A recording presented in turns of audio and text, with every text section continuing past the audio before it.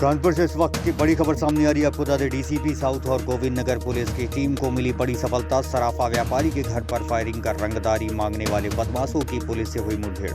Checking के दौरान रोकने पर बदमाशों ने पुलिस पर की फायरिंग। जवाबी फायरिंग में एक बदमाश के पैर में लगी गोली, दूसरा बदमाश हुआ मौके से फरार। मौके से घटना में प्रयुक्त बाइक, एक तमंचा, मोबाइल और 2 कारतूस के खोखे हुए बरामद। गोविंद नगर थाना क्षेत्र के गुजैनी अंडरपास की यह पूरी घटना बताई जा रही है।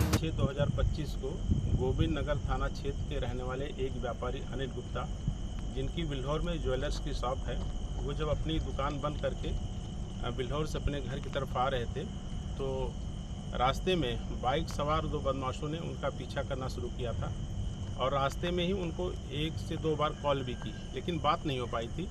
जब अनिल गुप्ता अपने घर पर कार से उतर करके अपने घर के अंदर जा रहे थे, तभी 2 बदमाश बाइक से आए और उन्होंने उनके ऊपर फायर किया और फायर करके पुनः दोनों बदमाश वहां से भाग गए। थोड़ी देर बाद उनके फ़ोन पर एक कॉल आई और उनसे 50 लाख रुपए की फिरौती की डिमांड की गई और ना देने पर उनको जान से मारने की धमकी दी गई। इस प्रकरण की गंभीरता के दृष्टिगत थाना गोविंद नगर पर एक FIR एक्सटॉर्शन और 307 में पंजीकृत हुई और इसमें CP सर के निर्देशन में करीब 4 टीमें हमारी सक्रिय हुई। हमारी जो मेन क्राइम ब्रांच की टीम है, दक्षिण जोन की क्राइम ब्रांच की टीम, सर्विलांस की टीमें और थाना गोविंद नगर की टीमें सक्रिय हुई और सभी ने अपने अपने स्तर से प्रयास करना शुरू किया। और पुनः उसके बाद 10 तारीख को इन बदमाशों ने फिर उस व्यापारी को एक कॉल दी और फिर पैसे की डिमांड की। आज रात्रि में एक सूचना क्राइम ब्रांच एवं थाना गोविंद नगर की टीमों को प्राप्त हुई कि जो बदमाश इस घटना में शामिल थे वो इसी क्षेत्र में कहीं हैं और पुनः किसी बड़ी वारदात को करने की फिराक में हैं।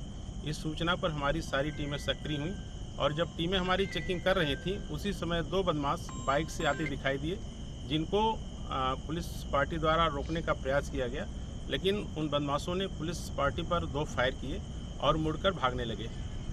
हमारी पुलिस की टीम ने भी अपने बचाव में फायर किया, जिसमें एक गोली बदमाश के पैर में लगी और वो बदमाश बाइक सहित गिर गया, लेकिन दूसरा बदमाश वहाँ से भागने में सफल रहा। जब उस बदमाश से उसका नाम पूछा गया तो उसने अपना नाम अनुज तिवारी पुत्र हरवंश तिवारी, आनंद नगर, थाना रावतपुर बताया और उसने बताया कि उसके साथ छोटू नामे के एक अन्य बदमाश भी बाइक पे था जो भाग गया वहाँ से।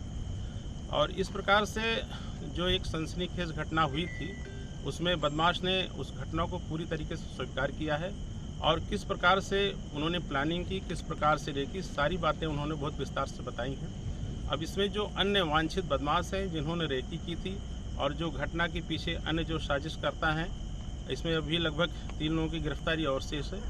इसमें शीघ्र ही उनकी गिरफ्तारी की जाएगी और जो मौके से जो घटना में प्रयुक्त बाइक नीले कलर की अपाची वो बरामद हुई है, एक मोबाइल बरामद हुआ है और मौके से एक तमंचा और 2 खोखा कारतूस बरामद हुए हैं।